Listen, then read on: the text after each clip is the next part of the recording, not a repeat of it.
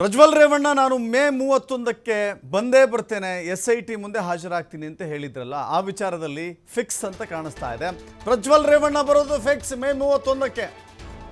ಅದಕ್ಕೆ ಕರೆಕ್ಟಾಗಿ ಹೇಳಬೇಕು ಅಂದರೆ ಮತ್ತೆ ವಿಮಾನ ಟಿಕೆಟ್ ಬುಕ್ ಮಾಡಿದ್ದಾರೆ ಪ್ರಜ್ವಲ್ ರೇವಣ್ಣ.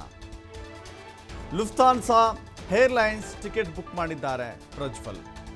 ಜರ್ಮನಿಯ ಮ್ಯೂನಿಕ್ನಿಂದ ಆಗಮಿಸ್ತಾ ಇದ್ದಾರೆ ಪ್ರಜ್ವಲ್ ರೇವಣ್ಣ. ಈ ಹಿಂದೆಯೂ ಕೂಡ ಟಿಕೆಟ್ ಬುಕ್ ಮಾಡಿ ಆ ನಂತರದಲ್ಲಿ ಕ್ಯಾನ್ಸಲ್ ಮಾಡಿದರು.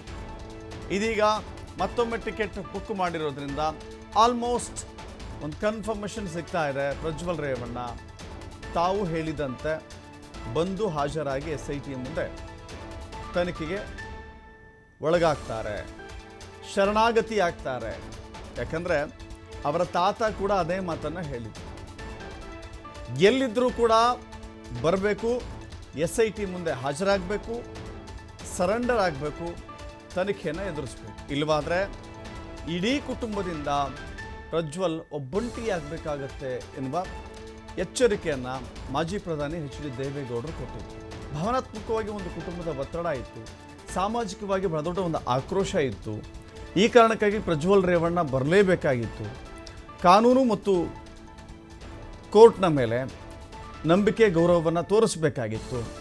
ಅಂತಿಮವಾಗಿ ಪ್ರಜ್ವಲ್ ರೇವಣ್ಣ ಮೇ 31ಕ್ಕೆ ಅಂದರೆ ಶುಕ್ರವಾರ ಬರ್ತಾರೆ, ಹಾಜರಾಗ್ತಾರೆ.